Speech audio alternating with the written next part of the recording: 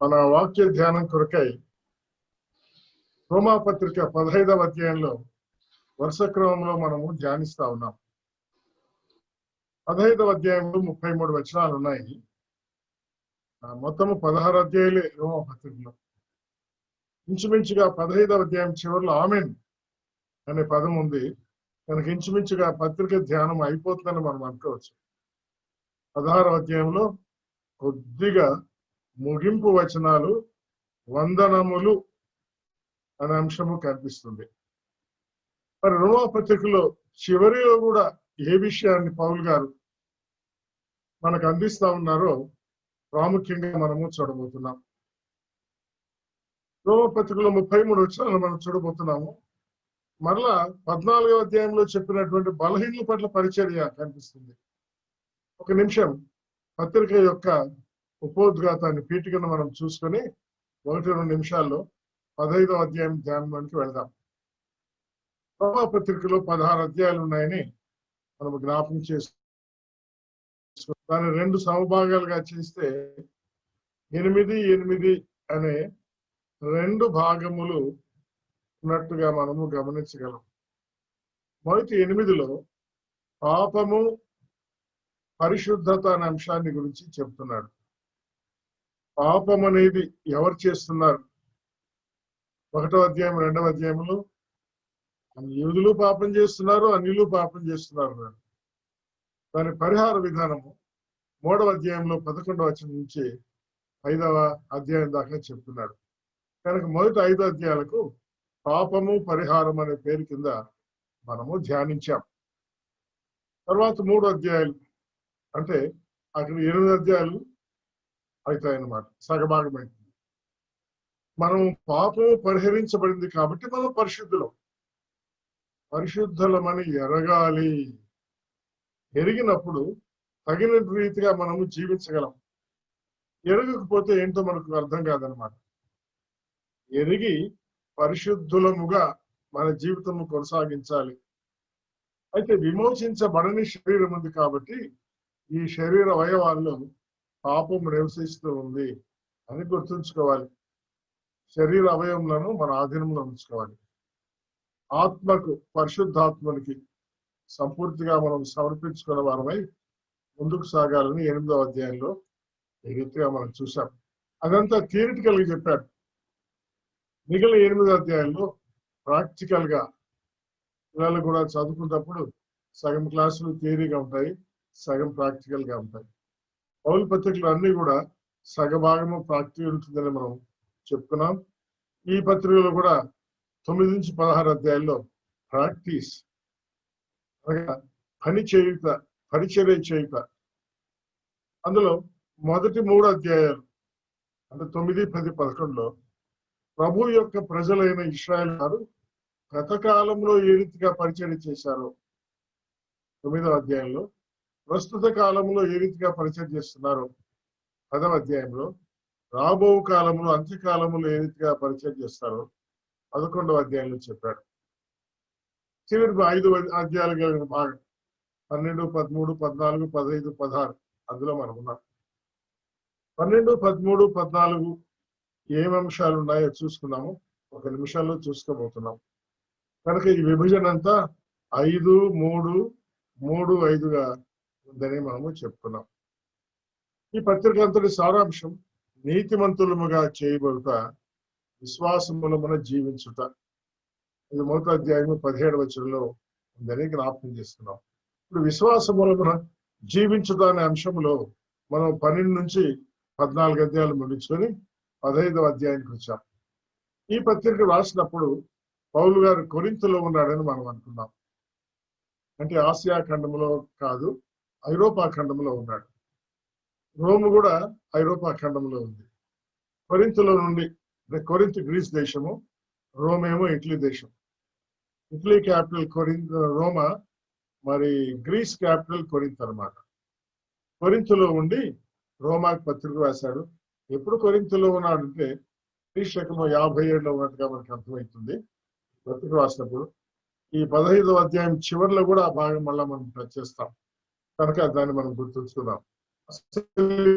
పౌలు ఎవరు అంటే ముందు క్రీస్తు ఒక మోసగాడని, క్రైస్తవ్యం మోసమైన తలంచి క్రీస్తు నమ్ముకున్న వాళ్ళందరినీ చంపడానికి, హింసించడానికి కోరుకున్నాడు. కానీ క్రీస్తు యేసు ఆయన దర్శించినప్పుడు దమస్కు మార్గములో క్రీస్తు శకము 35లో ప్రభువు నమ్ముకున్నాడు. 46 వరకు సేవ చేశాడు. 46లో సేవ కొరకై ప్రత్యేకించబడ్డాడు బర్నబాతో పాటు.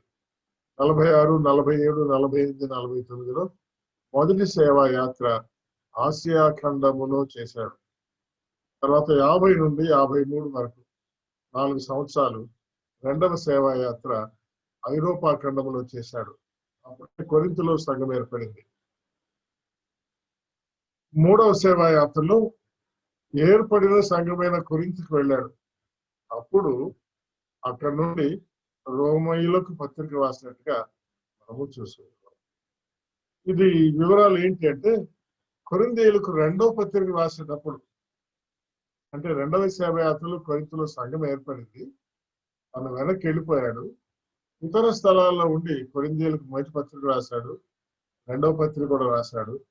రెండవ పత్రిక రాసేటప్పుడు యెరూషలేములో పేదలకు మీరు కొంత సొమ్మిస్తే మంచిది అని చెప్పి, మరి మీరు సిద్ధంగా ఉన్నారని నమ్ముతున్నాను, కనుక వేరే వాళ్ళని మీరు సిద్ధంగా ఉన్నారు, వెళ్ళి మరి ప్రోగు చేసుకోండి డబ్బు అంటే, వాళ్ళు వచ్చినప్పుడు మీరు సిద్ధంగా లేకపోతే నేను చెప్పిన మాట అబద్ధం అవుతుంది కదా, మేము సిగ్గుపరచబడతాం. కాబట్టి దయచేసి మీరు సొమ్ము సమకూర్చే విషయంలో సిద్ధంగా ఉండండి అని రెండవ కొరింథీయులు రాయబడిన రెండవ పత్రికలో ఆయన వారికి చెప్పాడు. సిద్ధంగా ఉన్నారని తెలిసింది. ఇప్పుడు కొరింథుకు వచ్చాడు. కొరింథుకు వచ్చి ఆ సొమ్మును పుచ్చుకున్నాడు. అదే రోమా పత్రిక 15వ అధ్యాయం మనం ధ్యానిస్తున్నామే, అందులో 25వ వచనం వస్తుంది. ఇప్పుడు పరిశుద్ధుల కొరకు పరిచర్య చేయొచ్చు, యెరూషలేముకు నేను వెళ్తున్నాను. కొరింథుకు వచ్చాడు, ఆ డబ్బు తీసుకున్నాడు. ఏలైనగా యెరూషలేములో ఉన్న పరిశుద్ధుల్లో బీదలైన వారు, మాసిదోనియా వారు, అకై వారు యెరూషలేము వారి కొరకు సొమ్ము చందా వేయడానికి ఇష్టపడ్డారు. అవును, వారు ఇష్టపడే దాన్ని చేశారు. వారు వీరికి రుణస్థులు, అనగా యెరూషలేము వారు కొరింథు వారికి రుణస్థులు. ఎట్లుగా అన్య జనులు వీరి ఆత్మ సంబంధమైన విషయంలో పాలువారై ఉన్నారు కనుక శరీర సంబంధమైన విషయంలోనూ వీరు పాలువారై ఉన్నారు అన్నాడు. తర్వాత గమనించండి, 15వ అధ్యాయంలో ఉన్న ప్రాముఖ్యాంశం. ఈ పని నేను ముగించిన తర్వాత, యెరూషలేములో ఈ పరిచర్య అనగా డబ్బును వారికి అప్పగించిన తర్వాత, నేను మీ పట్టణం మీదుగా మీ పట్టణానికి వస్తాను. 1వ అధ్యాయం 13వ వచనంలో ఇంతవరకు రాలేదు అన్నాడు కదా, కాదు ఇప్పుడు వస్తాను, ఇక్కడికి వచ్చి దీనికి కూడా వెళ్తాను. తర్వాత పటములో మరి తాను ఎక్కడికి వెళ్ళాలని ఆశపడ్డాడో ఈ అధ్యాయం చివరిలో ఆ పటాలు మనకు చూపించబడతాయి. కానీ గుర్తుంచుకోండి, రోముకు వెళ్ళాలని ఆశ కలిగిన వాడు, స్పెయిన్ కూడా వెళ్ళాలని ఆశ కలిగిన వాడు. అందుకే ఆయన ఈ భాగంలో మనము విడగొట్టినప్పుడు ఆయన యొక్క సువార్త ప్రకటన కొరకై ఎట్లా సిద్ధపడుతున్నాడో మనకు అర్థమవుతుంది. రోమ్కి ఇంతవరకు వెళ్ళకపోతే మరి రోమాలో సంఘం ఎట్లా ఏర్పడింది అంటే, అపోస్తల కార్యములు 2వ అధ్యాయంలో పరిశుద్ధాత్మ దేవుడు భూలోకానికి పెంతెకొస్తే దిగి వచ్చినప్పుడు యెరూషలేములో పేతురు నోరు తెరిచి బోధిస్తూ ఉంటే 17 రకములైన ప్రజలు అక్కడ ఉన్నారు. ఎవరెవరి భాషలో వారికి సువార్త వినిపించబడింది. వాళ్ళు అనేకులు ప్రభువుని నమ్ముకున్నారు. బాప్తిస్మం పొంది సంఘంగా సహవాసంగా ఏర్పడిన వారే ఇంచుమించు 3,000 మంది ఉన్నారని 2వ అధ్యాయము 40, 42 వచనాలు చదువుతున్నాం. మీరు అపోస్తల బోధ ఎందు, సహవాసం ఎందు, ప్రార్థన చేయటండు, రొట్టె ఎడతెగక ఉన్నారు. రోము నుండి వచ్చిన పరవాసులుగా వచ్చిన వారు కూడా వీళ్ళలో ఉన్నారు. 10వ వచనంలో మనం చూస్తాం. వీళ్ళ పనులు అయిపోయిన తర్వాత పరవాసులుగా అయిపోయారు కదా, వాళ్ళు ఊరికి వెళ్ళిపోయారు, రోమ్కి వెళ్ళిపోయారు. ఆ సువార్త ప్రకటించారు, ఆత్మలు సంపాదించారు, అన్య జనుల మధ్య సంఘాన్ని కట్టారు. యూదులు కూడా ఉన్నారు కొద్దిమంది, అయితే ఎక్కువ మంది అన్యులు ఉన్నారు అన్నమాట. కనుక ఈ రీతిగా పేతురు గారి పరిచర్య విస్తరణ కింద రోములో పని జరిగింది. కానీ ఇప్పుడు వారిని బలపరిచే పరిచర్య పౌలు గారు చేస్తారంటున్నాడు. 15వ అధ్యాయంలో 33 వచనాలను 6 భాగాలుగా మనం చేయవచ్చు. మొదటి 2 భాగాల్లో ఏముందంటే బలహీనులు అనే మాట, దౌర్బల్యులుగా ఉంటారు, వారిని భరించాలి అని 13 వచనాల్లో చెప్తున్నాడు. మీకు గుర్తుండే ఉండాలి, 14వ అధ్యాయంలో కూడా బలహీనుల గురించి మనం జ్ఞాపకం చేస్తున్నాం. కనుక 15వ అధ్యాయంలోని 13 వచనాలు అంటే ఇంచుమించుగా సగం అనుకోండి, గుడ్డిగా చెప్పుకుంటే 13 వచనాల్లో 1/3వ భాగం అంటే 11 వచనాలు ఎక్కువగా ఉంది, కానీ సగం అనుకుంటాం. కనుక ముగింపుగా ఉన్న 15వ అధ్యాయంలో కూడా ఇంచుమించుగా సగము కంటే కొంచెం తక్కువ మళ్ళా బలహీనలోనే మనసులో పెట్టుకున్నాడు ఆయన. వారికి దౌర్బల్యం ఉంటుంది. ఆత్మీయులైన మీరు, బలవంతులైన మీరు, వాక్యం ఎరిగిన మీరు, లోతుపాతుల్లో ఉన్న మీరు, ప్రార్థనా పరులైన మీరు, ఆత్మ బలం పొందిన మీరు భరించాలి. ఏం భరించాలి? బలహీనుల దౌర్బల్యమును భరించాలి అని 13 వచనాల్లో చెప్పాడు. ఆ తరువాత 8 వచనాల్లో తాను ప్రకటించు పరిచర్య విషయమై ఆయన కలిగిన మనసు ఏంటో తెలియపరుస్తారన్నమాట. ఎట్లా ప్రకటించాడో, ఏ మనసుతో ప్రకటించాడో, ఏ రీతిగా ప్రకటించాడో, గత కాలంలో భవిష్యత్ కాలంలో ఏ రీతిగా స్వార్థ ప్రకటించాలని ఆయన ప్రణాళిక కలిగి ఉన్నాడు. ఒకసారి మన వాళ్ళు విజన్ అంటారే, పౌలు యొక్క విజన్ ఏంటో ఈ భాగంలో క్లుప్తంగా చెప్తాడన్నమాట. పౌలు తాను చేసిన సేవ, చేయవలసిన సేవను గురించిన అవగాహన, ఆయన ఒక ప్రణాళిక సిద్ధపరుచుకున్నాడు. దాన్ని ఇక్కడ మనకు బయలుపరుస్తాడు. 22-24 వచనాల్లో ఇప్పుడు ఆ ప్రాంతానికి ప్రయాణమై ఆ ప్రాంతంలన్నిటికీ ఎట్లా ప్రయాణమై వెళ్తాడో చెప్తాడు.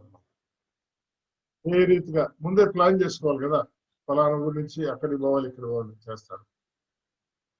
తర్వాత కొరింథీలో ఉన్నవారు యెరూషలేములో పేదల కొరకే ద్రవ్యం సమకూర్చారు కదా.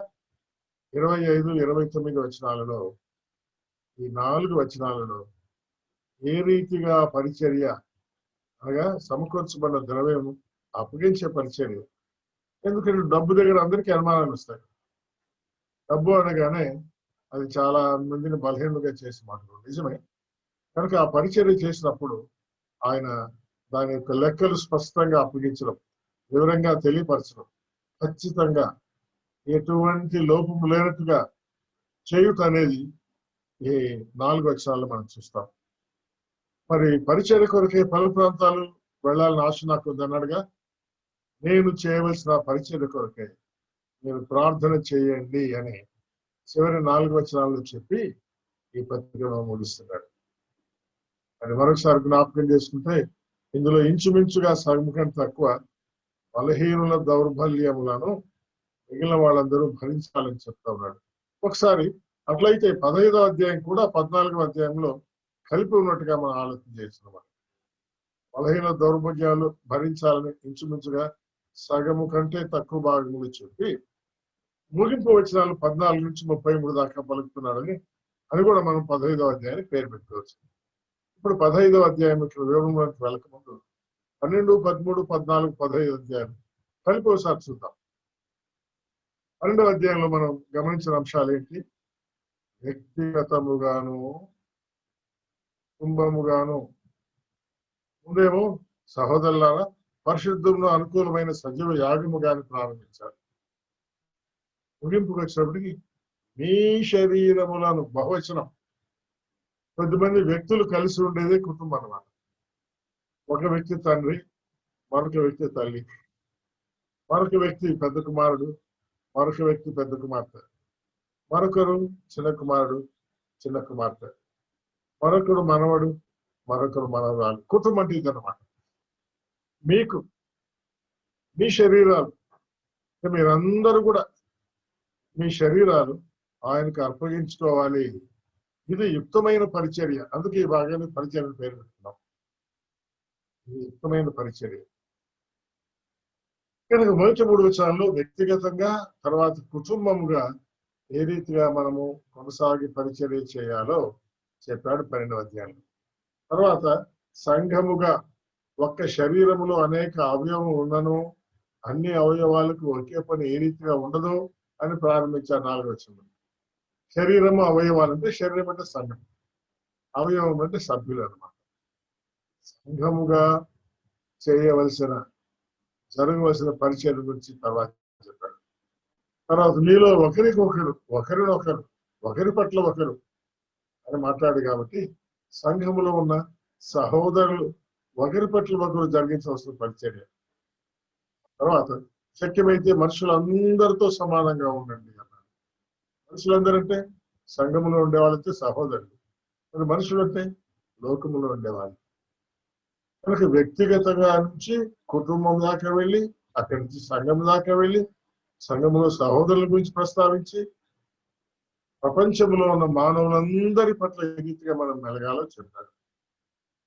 13వ అధ్యాయం దాని కంటిన్యూషన్ అనుకున్నాం. ఎందుకు 13వ అధ్యాయంలో కూడా ఈ బాహ్య ప్రపంచంలో అధికారులు ఉంటారు, మీరు వాళ్ళని సన్మానించాలా, వాళ్ళ సన్మానానికి పాత్రులు చెబుతూ వాళ్ళు సుంకం కట్టమంటారు. కట్టాలా, మోసం చేయకూడదు. అప్పుడు ఒకే సుంకం ఉండేది కాబోలు బహుశా. ఇప్పుడు ట్యాక్సులు చాలా ఉన్నాయి. ల్యాండ్ ట్యాక్స్, హౌస్ ట్యాక్స్, నల్లా ట్యాక్స్, తర్వాత income tax, professional tax, health tax, education tax, ఏమో ఆ సెస్ ఈ సెస్ చాలా సుంకాలు ఉన్నాయి. అధికారులు సుంకములకు పాత్రులు. ఏం చేస్తారు? దాన్ని తీసుకుని వాళ్ళు తింటారా? వాళ్ళు చేసిన పనికి జీతాలు తీసుకుంటారు. మన కొరకు ప్రయోజనకరమైన రోడ్లు వేయడము, కుళాయిలు సరఫరా చేయడము, ఆ తర్వాత మురుగు కాలువలు నీళ్లు పోవడానికి ఏర్పాటు చేయడము, స్ట్రీట్ లైట్స్ వేయడము, సమాజానికి ప్రయోజనకరమైన పనులు చేయడానికి మనం కట్టినటువంటి సుంకం నుండే చేస్తారన్నమాట. ఇప్పుడు జిఎస్టి కొత్తగా వచ్చింది, అది కేంద్రం కలెక్ట్ చేసినా అలా రాష్ట్రాలకు ఇచ్చేస్తా ఉంది. పోలీసు వాళ్ళు ఫైనాన్స్ డబ్బులు కలెక్ట్ చేస్తారు కదా, అది ఏమవుతుందంటే R&D డిపార్ట్మెంట్ ఇస్తారట, రోడ్స్ అండ్ బిల్డింగ్ డిపార్ట్మెంట్ వాళ్ళు వసూలు చేసి ప్రభుత్వము రోడ్లు వేయడానికి ఇస్తారట. అంత విచిత్రమా చూడండి. ఆ తర్వాత 13వ అధ్యాయంలోనే ఎరుగు పొరుగు వారిని ప్రేమించుట, వీళ్ళు సంఘంలో ఉండే వాళ్ళకి సహోదరులు అన్నాడు. బయట వాళ్ళని కూడా ఏ రీతిగా ప్రేమించాలని చెప్పాడు. తర్వాత పరిచర్యలో మెలకువలు కలిగి ఉండాలని, ఈ పరిచర్య నిరీక్షణ కలిగిందని గురించి చెప్పాడు 13వ అధ్యాయం. 14వ అధ్యాయంలో కేవలం బలహీనలే. మీకు గుర్తుంటే తిండి విషయంలో బలహీనలని, దినములను ఆచరించే విషయంలో బలహీనలని ఆ మాట చెప్తూ, దేవుని రాజ్యం భోజనాలు అనగా తిండి తీర్థాలు కాదగా, నీతి సమాధానంతో కూడినవి కాబట్టి నీతి సమాధానానికి ప్రాముఖ్యత ఇవ్వండి. కానీ ఏమి తింటున్నాము, ఏమి తినలేదు, ఏమి తినాలి, అదే తినాలి, ఇవి తినకూడదు, ఇటువంటి అన్ని మానేసేయండి. కొద్దిమంది బలహీనలు, ఆ వారిని బలహీనలను గుర్తించి విడిచిపెట్టేసేయండి. తీర్పు తీర్చొద్దు, వాళ్ళే తీర్పు తీర్చుకుంటారులే, నువ్వు తీర్పు తీర్చొద్దు అన్నాడు. అంతటితో విడిచిపెట్టకుండా ఇప్పుడు 15వ అధ్యాయంలో బలహీనలు దౌర్బల్యులు, వారిని భరించే పని మీది. భరించకపోతే ఏమైతుంది? క్రీస్తు ఏం చేశాడు? మనల్ని అందరినీ భరించాడు. ఏమేం భరించాడు? మనం చేసిన తప్పులన్నీ భరించాడు, మన పాపాలు భరించాడు, మన అపరాధాలు భరించాడు, మన అతిక్రమాలు భరించాడు, మన వేషాలను భరించాడు, మన ఆలస్యాన్ని భరించాడు, మన దొంగతనాలను భరించాడు, మన విగ్రహారాధన భరించాడు, మన వ్యభిచారాలు భరించాడు, మన దౌర్బల్యాలు ఏమేమి ఉన్నాయో అన్నీ భరించాడు. గుర్తుంచుకోండి. ఈ విషయాల్లో మీరు గతకాలంలో బలహీనలు అయితే, కొంతమంది ఇప్పుడు కూడా బలహీనలు ఉన్నారు. వారి పట్ల మీరు కఠినంగా ప్రవర్తించి వారిని పోగొట్టుకుంటే, ఎవరి నిమిత్తమై క్రీస్తు పాటలు పడ్డాడో అది వ్యర్థమైపోతుంది కదా. బలవంతులైన మీరు బలహీనలను దౌర్బల్యాలు భరించాలని 13 వచనాల్లో చెప్పాడు. ఆ తర్వాత మనం ఇందాక అనుకున్నట్టుగా తన ప్రకటించు పరిచర్య విషయమైన ప్రణాళిక, దాని విషయమైన విజన్ చెప్తాడు. పేదల కొరకు మరి కొరింథీయులు మరి ప్రోగు చేసిన సొమ్మును ఏ రీతిగా యెరూషలేము వారికి అప్పగించాడో ఆ విషయాలు చెబుతూ ఆమేనని 15వ అధ్యాయాన్ని ముగించాడు. 15వ అధ్యాయం వివరాలకు మనం వెళ్దాం. ఇప్పుడే చెప్పుకున్నట్టుగా 1 నుంచి 13 వచనాలు బలహీనుల దౌర్బల్యములను భరించుట. అందులో మొదటి వచనంలో ఏం చెప్పాడు చూడండి. కాగా బలవంతులమైన మనల్ని మనమే సంతోషించుకోవడం కాదు, ఎంతసేపు మన సంతోషమే కాదు, ముఖ్యమైనది బలహీనుల దౌర్బల్యములను భరించుటకు బద్ధులమై ఉన్నాము. బలహీనుల యొక్క దౌర్బల్యములను భరించవలసిన వారంగా ఉన్నాము. అందుకే ఈ భాగానికి ఏం పేరు పెట్టాము మనము? బలహీనుల దౌర్బల్యములను భరించు పరిచర్య అనే పేరు 13 వచనాల దాకా పెట్టాం. 2వ వచనం, తన పొరుగువానికి క్షేమాభివృద్ధి కలగాల. నేను సంతోషపరచుకుంటే ఏం లాభం? క్రీస్తు కూడా ఏం చేశాడు? తాను సంతోషపరచుకోలే. నన్ను నిందించు వారి నిందలు నా మీద పన్నాయని అన్ని నిందలు ఆయన తీసుకున్నాడు, ఓర్చుకున్నాడు, ఆదరణ అనుగ్రహించాడు, నిరీక్షణ మనకిచ్చాడు. 4వ వచనంలో, కనుక మీరందరూ ఈ విషయంలో ఏకభావం కలిగిన వారే ఏకగ్రీవంగా దేవుణ్ణి మీరు మహిమపరచాలంటే ఒకరి పట్ల ఒక మనసు కలిగి ఉండాలా. మన దేవుడు సమస్త ఆదరణకు కర్త, ఆయన అనుగ్రహిస్తాడు. కనుక క్రీస్తు మిమ్మల్ని చేర్చుకున్న ప్రకారం మీరును ఒకరినొకరిని, అంటే బలహీనులందరినీ దౌర్బల్యులందరినీ చేర్చుకొనుడి అని 7 వచనాలు చెప్పేశాడు. బాగుంది చూడండి. ఈ విషయంలో పితరుల మధ్య కూడా దేవుడు చెప్పాడని చెప్తూ 10వ వచనం చూస్తే, అన్ని జనులారా ఆయన ప్రజలతో మీరు కూడా సంతోషించండి. సమస్త అన్నజనులు ప్రభువును స్తుతిస్తారని దేవుడు చెప్పాడుగా ధర్మశాస్త్రంలో. మరియు యెషయా కూడా ఇలా చెప్పాడు కదా. ఏమిటి? యెషయాలో నుంచి వేరు చీగురు అనగా అన్య జనులను ఏలుటకు వచ్చును అని చెప్పాడు. కనుక అన్నిలో నుంచి వచ్చిన వాళ్ళకి సమస్యలు ఉంటాయి, కొన్ని బలహీనతలు ఉంటాయి, కొన్ని ఆచారాలు ఉంటాయి, కుటుంబ పద్ధతులు ఉంటాయి, బంధువుల పద్ధతులు ఉంటాయి, నమ్మిన భార్య నమ్మని భర్తలు ఉంటారు, తొందరలు ఉంటాయి. కనుక వారి బలహీనతలలో దౌర్బల్యములను మీరు భరించండి, కానీ తీర్పు తీర్చి అట్లా వాళ్ళు పోగొట్టుకోవద్దు అని 13 వచనాల దాకా చెప్పడాన్ని మనం చూస్తాం. ఆ వివరాలు కావాలంటే మనం 18వ కీర్తనలో 49వ వచనంలో చూడవచ్చు. ద్వితీయోపదేశకాండ గ్రంథంలో 32వ అధ్యాయంలో 43వ వచనంలో చూడవచ్చు. 117వ కీర్తనలో 1వ వచనంలో చూడవచ్చు. యెషయా గ్రంథము 11వ అధ్యాయం 10వ వచనంలో కూడా ఆ విషయాలు మనము చూడవచ్చు. సమయ భావాన్ని బట్టి మనం అక్కడ ఉండము, మనం ముందుకు వెళ్ళిపోవాలి కాబట్టి. 14 నుంచి 21 వచనాల్లో ఏముంది? 14లో, నా సహోదరులారా మీరు కేవలం మంచివారు. ఎంత పోగొడుతున్నాడో చూడండి. సమస్త జ్ఞాన సంపూర్ణులు, ఒకరికి ఒకరు బుద్ధి చెప్ప సమర్థులై ఉన్నారని నా మట్టుకు నేను రూఢిగా నమ్ముతున్నా అని. తర్వాత ఏం చెప్తాడు?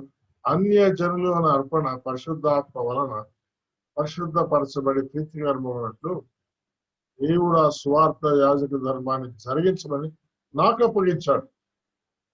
వీళ్ళు అన్యులు కదా, వాళ్ళు కలుపుకొని మాట్లాడుతున్నారు. కనుక నాకు అనుగ్రహించబడిన కృపను బట్టి అన్య జనుల మీ నిమిత్తము యేసుక్రీస్తు పరిచారకుడయ్యాను నేను. యేసుక్రీస్తు పరిచారకుడు అంటే ఏమిటి అంటే 19వ వచనంలో ఏం చెప్పాడు చూడండి. కాబట్టి నేను పరిచర్య చేయాలి కదా, స్వార్థ ప్రకటించే పరిచర్య.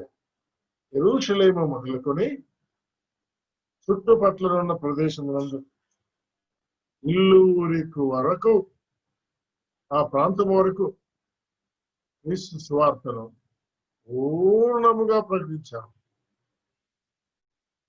ఈ స్టేట్మెంట్ ఎంత గొప్ప స్టేట్మెంట్ సార్.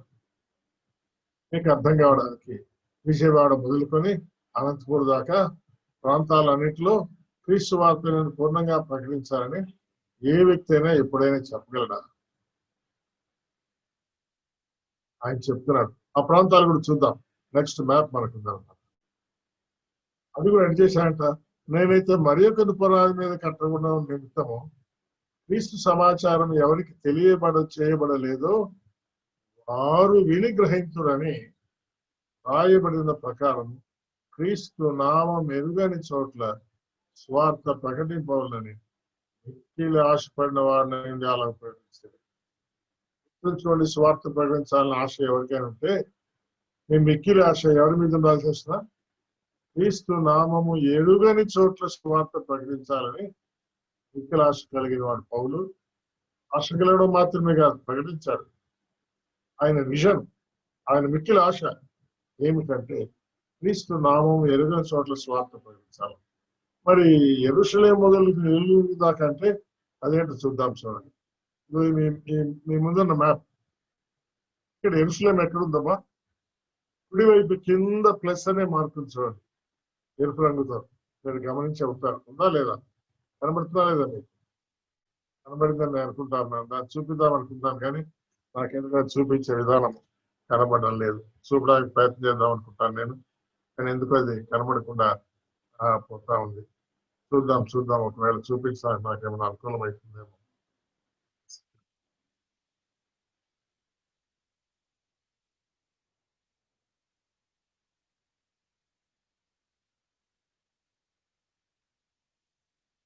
ఇది యెరూషలేం కనిపిస్తూ ఉంటుంది. ఇది యెరూషలేం. ఇల్లూరికి ఎక్కడ ఉందంటే ఇది ఇల్లూరికం. ఇది ఇల్లూరికం అండి. అంటే ఒక రీతిగా చెప్పాలంటే ఇక్కడికి ఆసియా ఖండం, ఇది ఐరోపా ఖండం. యెరూషలేము నుండి కుడివైపు ఉన్నటువంటి ప్రాంతాలకు రాలేదు ఆయన. ఇంకా ఎడమవైపు ఉండే ప్రాంతాలు ఆసియా ఖండం కానీ ఐరోపా ఖండములో గ్రీసు దేశము, మాసిదోనియా దేశం, ఆ టాప్ ఇల్లూరికం.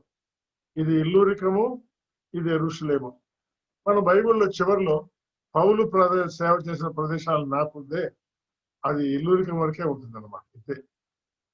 ఇల్లూరికం నుంచి యెరూషలేం దాకా అన్ని ఈ ప్రాంతములన్నింటిలో సువార్త పూర్ణముగా ప్రకటించారు. మాసిదోనియాలో ప్రకటించాడు, బితూనియా వెళ్ళాడు, గలతీయ వెళ్ళాడు, కపదోకియా వెళ్ళాడు, లుకోనియా వెళ్ళాడు, పిసిదియాలోని అంత్యోకియాకి వెళ్ళాడు, పంపూలియాకి వెళ్ళాడు, కిలికియాలోకి వెళ్ళాడు, లుసియా దాటాడు, ముసియాకు వచ్చాడు. ఇవన్నీ ప్రకటించాడు. కనుక ఆయన ఇచ్చిన స్టేట్మెంట్ ఎంత బాగుందో చూడండి. యెరూషలేము మొదలుకొని చుట్టుపట్ల ప్రదేశములందు ఇల్లూరికి ప్రాంతం వరకు క్రీస్తు సువార్తను పూర్ణముగా ప్రకటించాను. ఆ యెరూషలేం క్యాపిటల్ అనుకోండి, మన క్యాపిటల్ అమరావతి, విజయవాడ. ఇల్లూరికం అంటే బార్డర్ అనుకున్నాం కదా, మనం ఒక హిందూపురం బార్డర్ అనుకోండి. విజయవాడ నుండి హిందూపూర్ వరకు చుట్టుపట్ల ఉన్న ప్రదేశములందు, చుట్టూ ఉండే ప్రదేశాలను క్రీస్తు సువార్తను పూర్ణముగా ప్రకటించినారు. అది 19వ వచనం. 23వ వచనం ఏముందో చూడండి. ఇప్పుడైతే ఈ ప్రదేశములలో నేను ఇక సంచరించవలసిన భాగము లేదు. ఫలానా ఊరంటే పోయిచ్చినానన్నా పూర్ణంగా ప్రకటించాను. ఫలానా ఊరు పోయిచ్చినాను, నేను సంచరించవలసిన భాగమే లేదు. దీంట్లో మనము 20% చెప్పగలమా? 20% చెప్పగలమా? 10%, 10%, 5%? సేవకులు ఎట్లున్నారంటే, మా సంఘంలో 10 మంది ఉన్నారన్నా, నీ సేవ 10 మంది దాకానే వ్యాపించింది.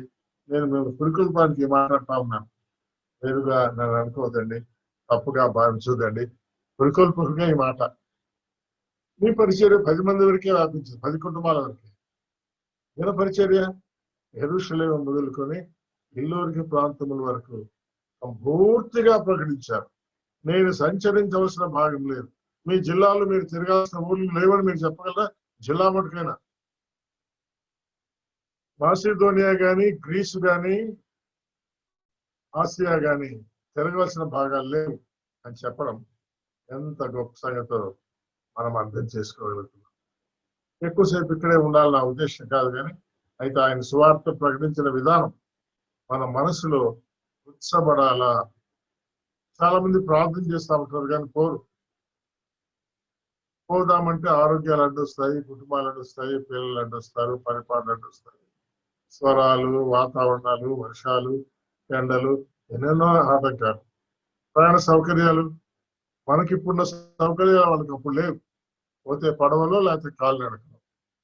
2 వీలర్ లేవు, 3 వీలర్ లేవు, 4 వీలర్ లేవు. 5th వీలర్ అని కొత్తగా వాహనాలు వచ్చినాయి, అవి కూడా లేవు. బస్సులు లేవు, రైళ్లు లేవు, విమానాలసలే లేవు, హెలికాప్టర్లు లేవు. ఇప్పుడు అన్నీ ఉన్నాయి. నీవు వెళ్ళాలనే సిద్ధమనేసి ఉంటే చాలు. ఆయన ఏమన్నాడు? మిగుల అపేక్ష కలిగిన వాడనై, మిగుల అపేక్ష కలిగిన వాడినై. అలాంటి అపేక్ష మీకుందా? మిగుల అపేక్ష మీకుందా? 23వ వచనంలో మిగుల అపేక్ష అంటారు చూడండి. 23లో మీ యొద్దకు రావాలని మిగుల అపేక్ష. ఇప్పుడు రోమీలైన మీ దగ్గరకు రావాలని నాకు అపేక్ష. రోమం కూడా పోవాలని అపేక్ష. మంచిది, ముందు భాగాన్ని చూసుకొని ఇక్కడ వద్దామా. కనుక యెరూషలేము మొదలుకొని అన్ని ప్రదేశాలలో క్రీస్తు నామం ఎరుగిన ప్రాంతాల్లో నేను ప్రకటించాను. నేను ఆ సువార్తకు పరిచారకుడిని. అంటే స్వార్థ పరిచారకుడిని. ఎవరయ్యాను అంటే నేను స్వార్థ పరిచారకుడిని పరిచయం చేసుకుంటున్నాను. ఎక్కడెక్కడ ఎన్ని ఊర్లో సువార్త చెప్పినావయ్యా? మీ ప్రాంతం అంతా తిరిగినావా? తిరగవలసిన గ్రామాలకి మీ ప్రాంతంలో లేవా? మీ జిల్లాలో అంటే సుదూరం ఎందుకున్నా మా పక్క ఊర్లో సువార్త లేదు, నేను ఇక్కడ కాదు అక్కడ, అక్కడ కాదు ఇక్కడ అంటున్నా. కానీ ప్రాంతములన్నిట్లో సువార్త ప్రకటించిన అనుభవం ఉన్న ఎంతమందికి ఉంది అంటే అనేక సార్లు సిగ్గుతో ఓడిపోయిన వాళ్ళంగా, పౌలు ముందు తలదించుకోవాల్సిన వాళ్ళంగా మనం. అందుకే ఈ భాగానికి పౌలుకు అనుగ్రహించబడిన ప్రకటించు పరిచర్య అని 14 నుండి 21 వచనాలకు మనం పేరు పెట్టుకున్నాం. మంచిది. 22 నుంచి 24 వచనాల భాగానికి వెళ్దాం. ఏమిటా భాగము? ఈ హేతువు చేత మీ యొద్దకు రాకుండా నాకు అనేక పర్యాయములు ఆటంకం కలిగింది. వద్దామని కొరగా ఆటంకం కలిగింది. అందుకని మానుకున్నానని చెప్పడం లేదు. ఇప్పుడైతే ఈ ప్రదేశంలో నేను సంచరించిన భాగం లేదు. అనేక సంవత్సరాల నుంచి మీ దగ్గర రావాలని అపేక్షించాను, వచ్చి తీరుతాను. నేను స్పెయిన్ దేశంలోకి వెళ్ళినప్పుడు ఎక్కడ పోతాడంట? స్పెయిన్ పోతాడంట. మార్గములో మిమ్మల్ని చూస్తాను, రోమీయులారా మీ దగ్గరికి వస్తా. మొదట మీ సహవాసం వల్ల కొంత సంతృప్తి పొంది మీ చేత సాగనంపబడి స్పెయిన్కి వెళ్తా. మ్యాప్ లో 1 నిమిషంలో చూపిస్తా రోమ్ ఎక్కడుందో, నేను ఎక్కడికి పోతాడు. ఇది నేను గీయించిన మ్యాప్ అనుకోండి.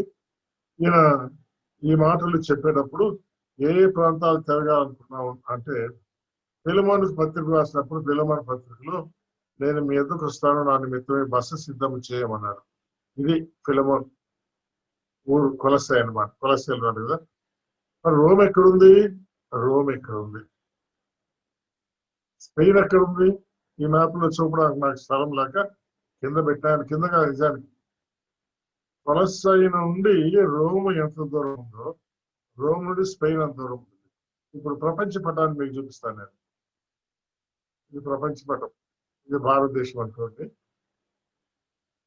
ఇక్కడ కొలసై ఉంది, ఇది కొలసై, ఇది రోమ్. కొలసై నుండి రోమ్కి దూరం. స్పెయిన్ ఎక్కడుంది? ఇది స్పెయిన్. అంటే అప్పుడు దక్షిణ ఉత్తర భారత ఉత్తర అమెరికాలు పరిచయం కాలేదు ప్రపంచానికి. అప్పుడు ప్రపంచంలోనికి పరిచయమైన భూభాగంలో పడమట చివరి భాగం అంటే అదే అనమాట. ఇంకా ఆ తర్వాత సముద్రమే. ఆయన ఆశ ఎంత గొప్పదో చూడండి. యెరూషలేము మొదలుకొని అంటూ జెరూషలేం. కొలసై ఇక్కడ ఉంది. రోముకి వచ్చి రోమీయులారా, ఇప్పుడు రోమీయులకు పత్రిక రాస్తారు, మీ దగ్గరికి వస్తానని తప్పకుండా రావాలని మిక్కిల ఆశ నాకుంది. ఇక్కడి నుండి స్పెయిన్ కూడా వెళ్తాను, స్పెయిన్ కూడా వెళ్తాను. ఇదే మాట 28వ వచనంలో చెప్తాడు, మళ్ళా 31వ వచనంలో చెప్తాడు. చూద్దాం చూడండి. 31వ వచనం అంటే ఇంచుమించు వల్ల, నేను దేవుని చిత్తం వల్ల సంతోషంతో రోమీయులారా మీ యొద్దకు వచ్చి మీతో విశ్రాంతి పొందాలని ఆలోచిస్తా ఉన్నాను. మీతో విశ్రాంతి పొందాలని ఆలోచిస్తాను. దానికంటే ముందు 28వ వచనం చూడండి. ఈ పనిని ముగించి, ఏ పని అంటే పేదల కొరకే సమకూర్చిన పని, వాళ్ళకి డబ్బు ఇచ్చే పని. ఆ భాగం మనం చూస్తున్నాము. ఇది ఒక మాట. ఈ పని ముగించి ఫలము వారికి అప్పగించి, రోమిలారా, నేను మీ పట్టణం మీదుగా స్పెయిన్లకు ప్రయాణము చేస్తున్నాను. స్పెయిన్లకు ప్రయాణం మనం చూసినా కదా మ్యాప్ లో ఎక్కడుంది స్పెయిన్ అంటే చివర్లో ఉందన్నమాట. ఇది స్పెయిన్, ఇది రోము. రోముకు పోయేదే కష్టమైతే కొరింథు నుండి రోమ్ ఎంత దూరం ఉందో, కొరింథు కాదు కొలసై నుండి రోమ్ ఎంత దూరం ఉందో, రోమ్ నుండి స్పెయిన్ ఇంచుమించుగా మళ్ళా అంత దూరం ఉందన్నమాట. బహుశా ఇది 1000 మైళ్ళు దాకా మనం అనుకోవచ్చు. ఈ 1000 మైళ్ళు కొంత సముద్రంలో కొలసై నుంచి పోవాలంటే, తర్వాత కొంత భూభాగం మీద వెళ్ళాలి రోమ్. కానీ రోము నుండి స్పెయిన్ కు సముద్రం మీదైనా వెళ్ళవచ్చు, భూభాగం మీదైనా వెళ్ళొచ్చు. భూభాగం మీద 1000 మైళ్ళు నడవాలి మీద కష్టం కదా, బహుశా సముద్రంలో అంటారు. ఏది ఏమైనా ఆశతో గొప్పది చూడండి. ఇటువంటి ఆశ మనకుందా? 24వ వచనం 28వ వచనం మీరు అండర్లైన్ చేసుకోండి. మీకు ఇష్టమైతే సపరేట్ గా ఈ గ్రంథములో పౌలు గారి యొక్క సువార్త ప్రకటన విషయమైన విజన్ అని పేరు పెట్టుకోండి. రోమిలారా, మీ యొద్దకు రావాలని మిక్కిలి అపేక్ష నాకు. ఈ దేశానికి కూడా వెళ్ళాలని నాకు అపేక్ష ఉంది. మొదట మీ యొద్దకు వచ్చి మిమ్మల్ని చూసి మీతో సహవాసం చేసి కొన్ని ఆత్మలు మీ దగ్గర సంపాదించి మీకు అప్పగించి నేను తృప్తి పొంది, ఏం తృప్తి? మిగిలిన తృప్తిలానికి ఏం లేవు. ఎండు తీర్థాలు కానీ నిద్రలు కానీ మిగిలిన శరీర సంబంధం తృప్తులు ఆయన కోరుకునేది కాదు. ఆయన తృప్తి, ఆయన మనసంతా కూడా ఆత్మల సంపాదన. మీ చేత అక్కడకు స్పెయిన్ కు సాగనంపబడతారు. ఎంత మంచి తలంపు చూడండి. కనుక పౌలు స్వార్థ ప్రకటన కొరకై రోమును స్పెయిన్ ను దర్శించవలెనన్న కోరిక, విజన్, అది ఆయన మిషన్, ఆయన దృక్పథము, ఆయన ఆలోచన ఇప్పటి నుంచే చేస్తాను. మనం ఏదైనా ఊరికి వెళ్ళాలంటే ఏం సౌకర్యాలు ఉన్నాయి? ఆ రోజులు ఏం సౌకర్యాలు లేవు, ఎప్పుడు పోలేదు. బహుశా స్పెయిన్ కు అంతవరకు ఎవరు కూడా ఆసియా ఖండంలో నుండి ఏకదాటిగా ప్రయాణం చేసి వెళ్ళిన వారు ఉండకపోవచ్చు అని అనుకుంటాము. ఆసియా ఖండము మరి సముద్రాలు దాటుకుంటూ ఐరోపా ఖండంలోని గ్రీస్ దేశము, మాసిడోనియా దేశము దాటుకోవాలా, ఇటలీ దాటుకోవాలి, ఆ తర్వాత స్పెయిన్ వెళ్ళాలి. ఇందులో ఆయన ఆశ ఎంత గొప్పదో మరి వెళ్ళినాడో లేదో మనకు తెలియదు. చరిత్రను బట్టి మనం చూస్తే ఎక్కడో స్పెసిఫిక్ మనకు కనిపించదు. కానీ భక్తులందరూ ఏమంటున్నారంటే ఆయన ఒక మాట అనుకున్నాడంటే చేసి తీరుతాడు, ఇల్లు తీరుతాడు. ప్రాణాలు నేను లక్ష్య పెట్టడం లేదు, దేవుడు నాకు ఇచ్చిన గురిని నెరవేర్చే విషయమై, స్వార్థను ప్రకటించే విషయమై నా ప్రాణము నాకు ఎంత మాత్రము ప్రేమైనదిగా ఎంచుకోవట్లేదని అపోస్తల కార్యాలు 20వ అధ్యాయంలో 19వ వచనం నుండి 30 వచనాల దాకా ఆయన సేవా దృక్పథాల గురించి చెబుతూ స్పష్టంగా చెప్పారు. ఆ ప్రాణము నాకు ఎంత మాత్రమో ప్రేమైనదిగా ఎంచుకోవడం లేదు. ఏ ఊరికి వెళ్ళినా పరిశుద్ధాత్మ నీ కోసము బంధకములు శ్రమలు కాచుకున్న నాకు సాక్ష్యం ఇస్తున్నాడు. చెరసాల్లా ఎన్నో అనుభవించారు, దెబ్బల ఎన్నోసార్లు తిన్నారు, దొంగల ఆపదల, ప్రయాణముల ఆపదల, గోడ పగిలిపోయిన ఆపదల, బట్టలు లేకుండా దిగంబరత్వంతో ప్రయాణం చేసింది. బట్టలు లేకుండా ఊచిపాతకు లేదా దిగంబరత్వం. ఈరోజు ఆత్మీయులు సేవకులు బట్టల విషయమై ఎంత పిచ్చిగా ఉన్నారు. క్రైస్తవులు అంటూనే మన మనసుకు వచ్చేది అంటే కళ్ళెత్తి చూస్తే ముందు వాళ్ళ డ్రెస్, మేకప్, అలంకరణ, సోదరీలు అయితే ఇంకా ఎక్స్ట్రావిగేషన్ అన్నారు. ఆయన దిగంబరత్వంలో కూడా కొద్దిగా ఉన్నాడు. మనం అలాగే ఉండాలని చెప్పడం లేదు. అలాగా సేవ సేవ సేవ సేవ తప్ప మరేమి ఆయన గుర్తురావు, మరేమి గుర్తురావు. ఆత్మల సంపాదన, ఆత్మల సంపాదన, కొరింథీయులకు రాయబడిన 2వ పత్రికలో 12వ అధ్యాయంలో 15వ వచనంలో, నాకు కలిగిన యావత్తు మీ ఆత్మల కొరకే బహు సంతోషంతో వేయపరిచేదను, నన్నును నేను వేయపరుచుకున్నాను. వేయపరుచుకొని సేవ చేసే గొప్ప దైవజనుడు ఆయన. మంచిది. పేదల కొరకు సమకూర్చబడిన డబ్బును ఏం చేశారు చూడండి. అయితే ఇప్పుడు పరిశుద్ధుల కొరకైనా పరిచయం చేయొచ్చు. 25, 29 వచనాలు. యెరూషలేములకు వెళుచున్నారు, వీలైనగా యెరూషలేములో ఉన్న పరిశుద్ధుల్లో బీదలైన వారి నిమిత్తం మాసిదోనియా వారు, అక్కయ్య వారు కొంత సొమ్ము చందా వేయ ఇష్టపడింది. ఇప్పుడు మన పరిస్థితి ఎట్లా ఉందంటే, కరోనా బీదలకు పనులు లేదు. నేను ఇంచుమించుగా ప్రసాద్ చెప్తాను, ప్రతి స్థలంలో చెప్తున్నా, రెక్కాడకపోతే డొక్కాడని వాళ్ళు మన సంఘాల్లో చాలా మంది ఉన్నారు. ప్రతిరోజు పనికి వెళ్ళి పని చేస్తేనే వాళ్ళకి ఆహారం. పనులు లేవు. ఇళ్లలో పనిచేసే వాళ్ళు చాలా మంది ఉన్నారు. అమ్మా పని మానే తల్లి, ఎందుకంటే నువ్వు 2 నెలల్లో పనిచేసి వస్తావు కాబట్టి వాళ్ళ నుంచి కరోనా కూడా మోసుకొస్తావు మా దగ్గరికి. పని మానిపిస్తున్నారు. పని మానిపిస్తే డబ్బులు ఎవరు ఇస్తారు? ప్రభుత్వ ఉద్యోగులు ప్రభుత్వం ఇస్తున్నారు, కేంద్ర ప్రభుత్వంలో కేంద్రం ఇస్తున్నారు, రాష్ట్రం ఇస్తున్నారు, కొన్ని ప్రైవేట్ ఫర్మ్స్ కూడా ఇస్తున్నారు, కొద్ది గొప్ప పని చేయించుకుంటా ఉన్నారు. కానీ మరీ బీదలుగా ఉండేవాళ్ళు, ఇళ్లలో పనిచేసే వాళ్ళకు ఏమీ వీల్లేదు. స్వార్థకులుగా ఉండేవాళ్ళు బయటికి పోవడానికి వీల్లేదు. పోతే ఆయన ఆడ కరోనా మోసుకొస్తాడని బాధపడతారు కాబట్టి కనుక తమ ఇండ్లకే పరిమితమై ఉన్నారు. కనుక సేవకుల్లో కూడా బీదలైన వారు ఉన్నారు, సహోదరులు సహోదరులలో బీదలైన వారు ఉన్నారు. అప్పుడు పరిస్థితి బీదలైన వారు ఉన్నారంటే అక్కయ్య వారు అంటే కొరింథీ వాళ్ళు అనమాట, గ్రీస్ దేశస్తులు చందా సమకూర్చినారు. అవును, వారు ఇష్టపడి దానిని చేసిరి.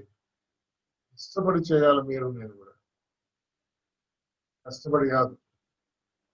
సేవకులకు ఇవ్వాలంట కష్టంతో కాదు, బీదలకు ఇవ్వాలంట కష్టంతో కాదు, ఇష్టపడి చేయాలి. నీ దగ్గర ఉన్న సమృద్ధిని మనం ఇవ్వాలని, వారు వీరికి రుణస్థులు, నువ్వు బాకీ ఉన్నావంట. మనం అంగీకరించదు. నేనేం బాకీ? బాకీనే.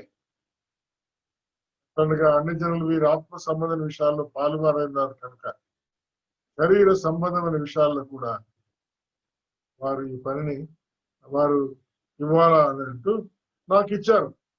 ఈ పనిని ముగించినారు. ఈ ఫలమును యెరూషలేములో వారికి అప్పగించినారు. అప్పగించడానికి వెళ్తా ఉన్నా, అప్పగించిన తరువాత ఎవరితో నమ్మవచ్చు కదా? కాదు. నేను ముందే చెప్పాను కదా, డబ్బు విషయంలో నమ్మకత్వం లేని వాళ్ళు చాలా మంది ఉన్నారు. డబ్బు అనగానే శోధన. దేవుని బిడ్డల మధ్య కూడా శోధన ఉందండి. డబ్బు అనగానే భక్తి ప్రక్కపోతుంది, సంపాదన అనే మనసు వెంటనే కలుగుతుంది. ఎంత సంపాదించామో, ఎంత దాచిపెట్టుకున్నామో, ఎంత బ్యాంకులో ఉంది. ఈ బ్యాంకులో దివాళీ వెళ్ళిపోతా ఉన్నాయి. ఈ బ్యాంకులు వెళ్ళిపోతున్నాయి, ఏమేమో పోతున్నాయి. దీని మీద మన గురువు కానీ పరలోకపు బ్యాంకులో దేవుని బిడ్డలకు, దేవుని సేవకులకు ఇస్తే పరలోకపు బ్యాంకు మనకు సమకూర్చబడుతున్న సంగతిని మర్చిపోయినారు. జ్ఞాపకం చేస్తున్నాడు పౌలు గారు, నాకు కలిగిన యావత్తు మీ ఆత్మ నిమిత్తమై ఓ సంతోషంతో వేయపరిచాడు.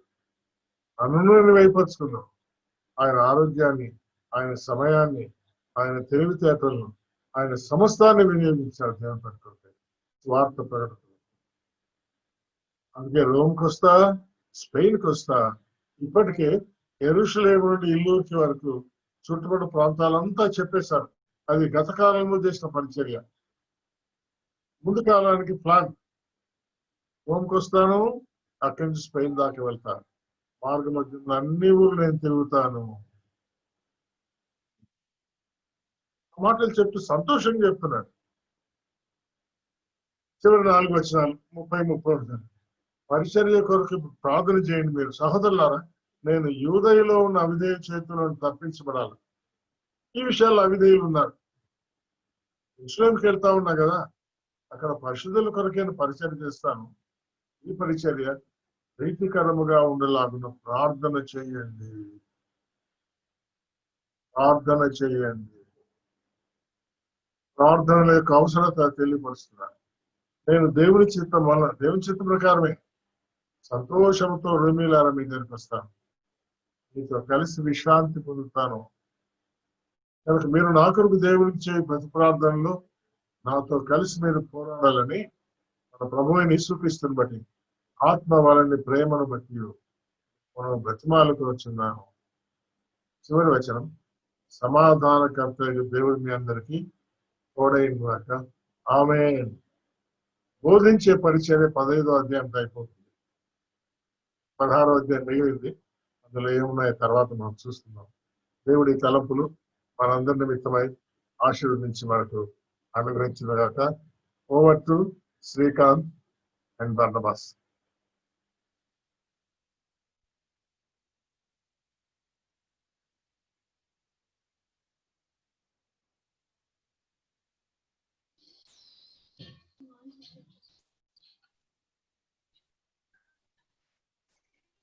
రోమా పత్రికలో నుంచి చక్కటి ధ్యానాలను మనకు అందిస్తున్నటువంటి పెద్దలు, దైవజనులు వరప్రసాద్ రెడ్డి అంకుల్ గారికి హృదయపూర్వకమైన వందనాలు తెలియజేస్తా ఉన్నా. చాలా సంగతులు తెలుసుకోవడానికి దేవుడు కృప అనుగ్రహించి ఉన్నాడు. ఇట్లాంటి పెద్దలను నేటి దినాల్లో మనం కలిగి ఉండడం దేవుని యొక్క మహాకృప. మరి ఈ తరం వారికి ఇలాంటి సంగతులు మనం విని గ్రహించుకొని మన ముందున్న తరానికి నేర్పించడానికి కూడా దేవుడు సహాయం చేస్తూ ఉండగా ఈ యొక్క అవకాశాలను మనం సద్వినియోగం చేసుకుందాం. మరి అంకుల్ ఆరోగ్యం కొరకు, అక్కగారి కొరకు మరి మన యొక్క ప్రార్థనలో జ్ఞాపకం చేసుకుందాం. చివరి ప్రార్థనగా చిత్తూరు జిల్లా కుప్పం నుంచి జాన్ అన్న గారు ప్రార్థన చేస్తారు.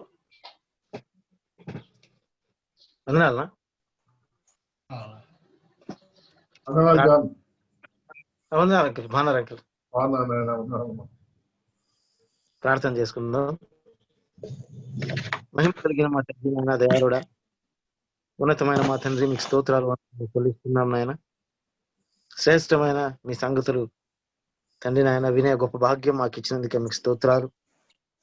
తండ్రి పౌలు గారు ఆయన సేవలో ఎంత మనసు కలిగి ఆయన పనిచేశాడో తండ్రి విన్నప్పుడు నిజంగా మా హృదయాలు కరిగిపోయాయి. నేను నిజంగా బలహీనుడు కొరకైన పరిచర్య తండ్రి. ఆయన దేవా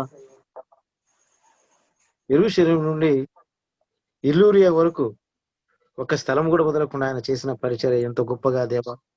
వెళ్ళిన చోట్ల ఆయన ఎన్ని ఇబ్బందులు ఎదురైనా తండ్రి నాయన ఆ ఇబ్బందులను సహించి ఓర్చి సేవ కొరకై ఎంతగా తాను సమర్పించుకున్నాడో దేవా, మాకు ఎంత మార్గదర్శకంగా తండ్రి నాయన మరి మీరు కనపరిచినందుకే మీకు స్తోత్రాలు దేవా. ఇటు సేవా జీవితం అయినా మేము చేయలేము కానీ నాయన తండ్రి మాకు నేను క్రీస్తుని పోలి నడుచుకున్న ప్రకారం మీరు నన్ను పోలి నడుచుకోండి అని చెప్పిన మేరకు దేవా, మా జీవితాలలో మేము కూడా మాకున్నవన్నీ సమస్తమును కొద్దిపాటిని వ్యయపరుచుకొని మీ కొరకైన శ్రేష్టమైన జీవితాన్ని కలిగి ఉండే గొప్ప కృపను అనుగ్రహించమని వేడుకొనుచున్నాం తండ్రి. మరి అంకుల్ని బలపరిచి వాడుకున్నందుకు మీకు స్తోత్రాలు.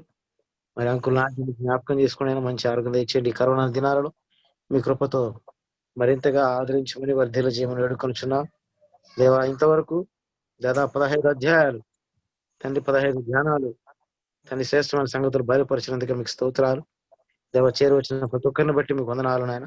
ప్రతి ఒక్కరిని దీవించండి దేవా. మరి కరోనాతో బాధపడుతున్న మీ బిడ్డలందరినీ జ్ఞాపకం చేసుకుని వేడుకొనుచున్నాం తండ్రి. మీకు స్తోత్రాలు తండ్రి నాయన.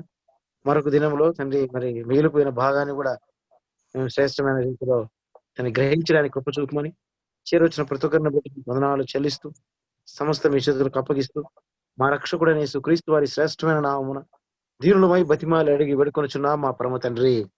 ఆమేన్.